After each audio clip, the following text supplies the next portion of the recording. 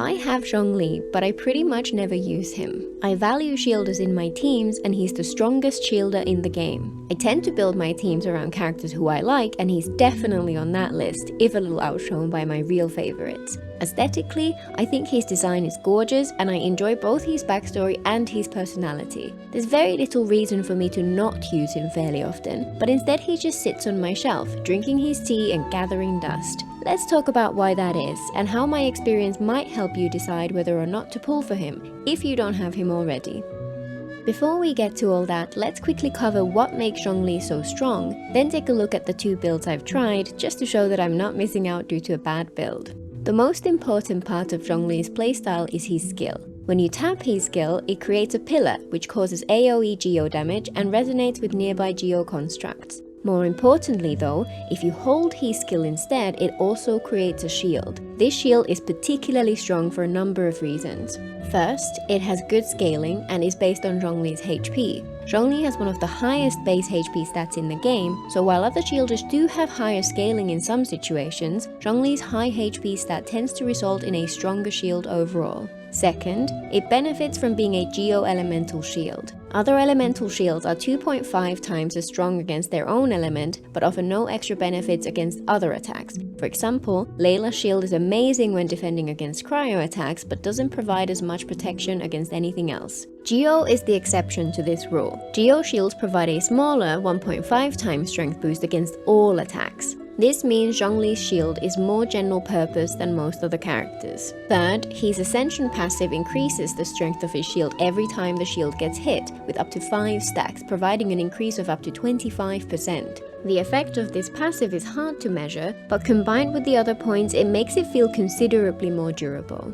Finally, it has a comparatively short cooldown coupled with a long duration. This benefit cannot be overstated. Zhongli's shield provides consistent, flexible protection. Other characters tend to either have exactly 100% uptime and therefore require precise rotations to ensure consistent protection, or they have a time window in which their shield is unavailable and you're at risk. All of these points combine to make Zhongli the uncontested best shielder in the game. His shield also has the added bonus of reducing nearby enemies' resistance to all elemental and physical damage as well, and his skill is fantastic at triggering the buff provided by his signature 4-piece Tenacity of the Millilith artifact set.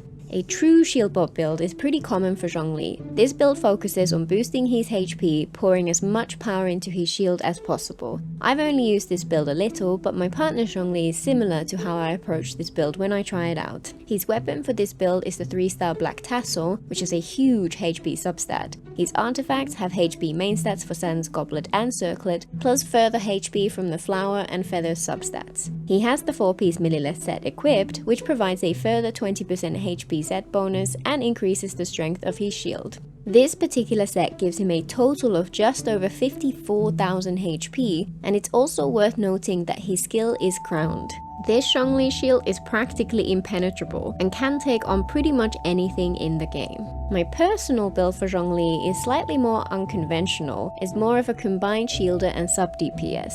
His burst is pretty cool. It calls down a meteor which looks weirdly like a golden meatball, which causes a decent amount of damage and petrifies most enemies for a short amount of time. Its main downside is that its animation is very long, so many people tend to skip it entirely since it's harder to work into some team rotations. Its other downside is that it means his build cannot focus entirely on HP, since its damage scales off his attack and crit stats. My Zhongli has the Staff of Homa, which is fantastic for this build due to its high attack and crit substats, plus its 20% HP helps strengthen his shield. His artifacts are HP, geo damage bonus and HP with a spread of useful substats. He has the 4-piece emblem set which further boosts his burst damage by a bit. The reason for this particular set is mainly because I had plenty of these pieces when I originally built him back in 2.4, and I've simply never adjusted his artifacts since. I should probably do that at some point.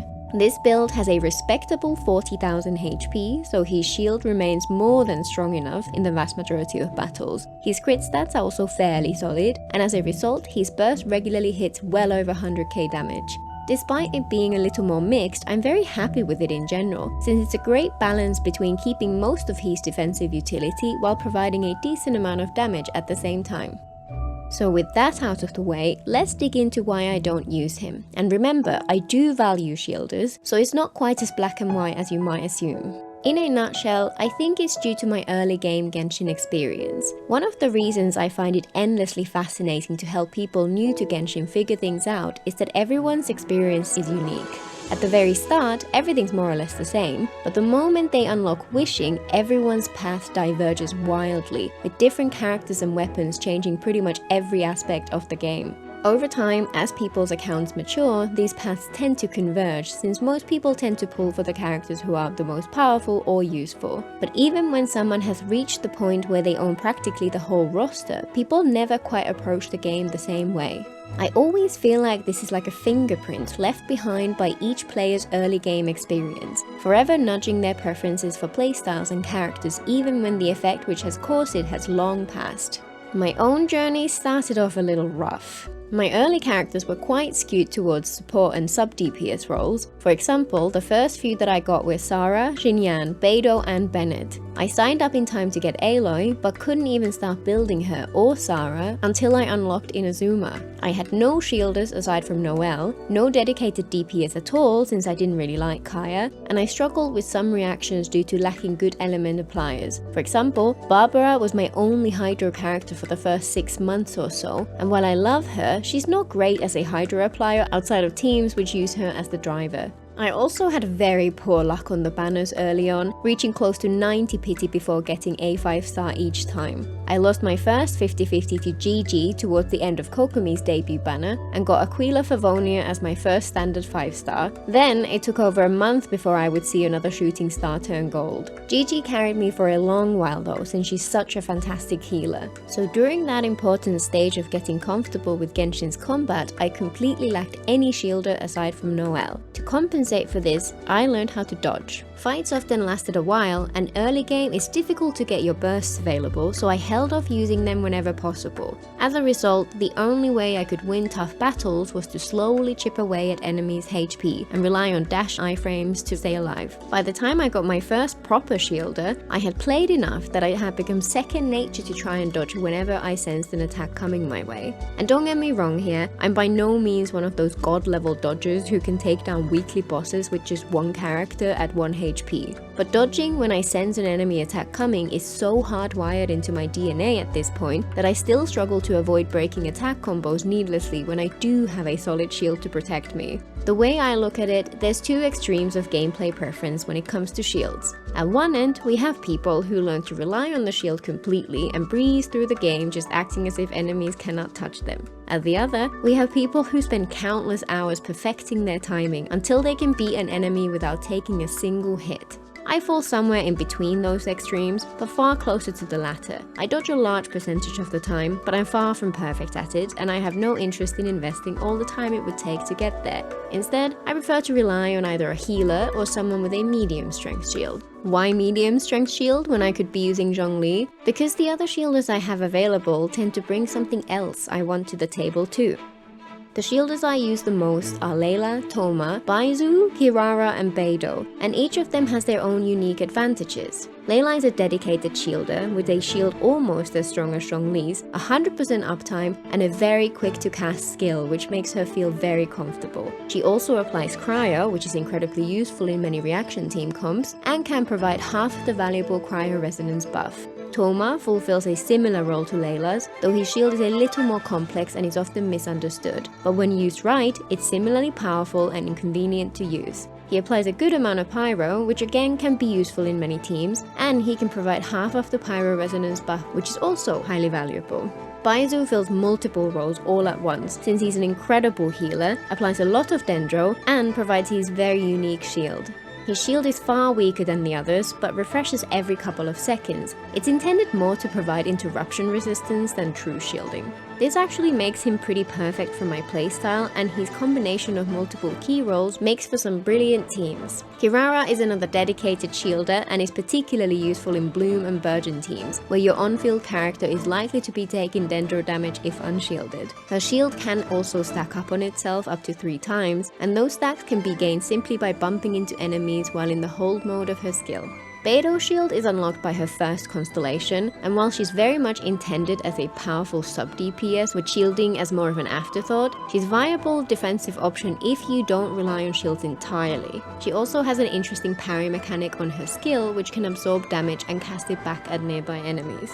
So as you can see, the general theme is that each character provides enough defensive utility for me, while also adding an extra element to the team which can be used in reactions. The ones I use the most also fill extra roles, provide one of the more valuable elemental resonance buffs, or add some other buff specific to their own kit. Zhongli is still fantastic though, and it's worth noting that Geo Resonance is also a particularly strong one if you can get it. But the fact is that my favorite teams in Genshin are all about elemental reactions, and Geo is simply second class when it comes to that. The rare times I'm playing with my Geo-focused teams though, he is absolutely my #1 choice for a shielder. So really, his lack of use boils down to my preferred teams and elemental reactions I like playing with. His extra powerful shield isn't enough of a benefit to me for it to be worthwhile to bring him out when there are so many alternatives who are almost as strong as him, but who fit my teams better. It's a shame, since I was so excited to get him in the first place, but I'm still glad to have him as an option for those rare occasions that I do bring him out to play. So, if you don't have him yet, should you pull for him? If you like him, then absolutely. If he brings you joy, then that's really all that should matter. If you're on the fence, then think a little more about how you play the game. If, like me, you've had dodging ingrained to you since day one, you might benefit from him less than you might expect, especially if you have other shielders available and you like using them. If you're used to being shielded, or just generally struggle to really nail the timing for iframes for whatever reason, then he's absolutely worth it and might make the game feel far more comfortable and fun for you. Even if you already have him, I'm curious to hear about your early game experience. Does my idea about its imprint leaving a lasting influence ring true? Or did you find yourself changing playstyle more easily? It's legitimately fascinating, and I'd love to see if others had a similar experience to mine. Until next time!